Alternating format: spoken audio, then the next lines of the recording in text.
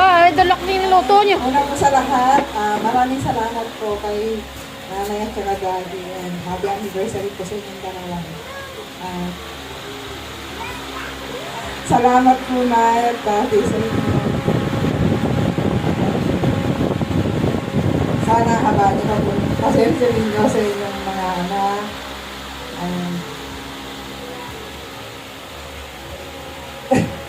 Tama masabi. Basta, salamat sa inyo na ng marami. I love you. Alright, thank you so much, Ma'am Jennifer. So this time naman, mga kaibigan, let's hear from Mr. JP The Bill.